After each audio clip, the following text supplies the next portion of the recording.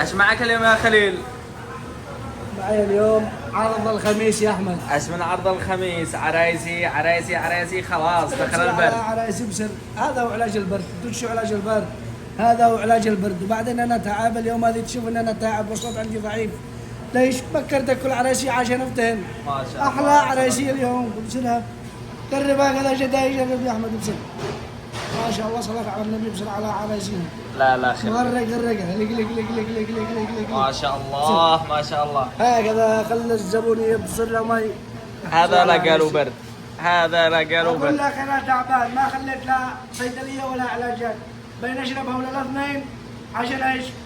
صح صح. قول لي عشان أعيش، عشان نرتاح. ما شاء الله ما شاء هذا الله. أحلى عصير اليوم، الساعة كم؟ كم؟ 5 ريال. ما شاء 5 ريال الله والله ما شاء الله. خسارة يا أحمد. وش بتسوي فيه؟ ما دام انت قلت علاج. كل ما يقول بس خلى الناس يعرسوا، خلى الناس يعرسوا عرايسي. ب5 ريال بس، لا لا تقول لي زيادة، أنت بتقول لي زيادة. ما بعدها الا العافيه. العافية إن شاء الله على قلوبهم. ما شاء الله. على قلوبهم. ايش فيه؟ ايش بتسووا فيه؟ هذا العرايسي.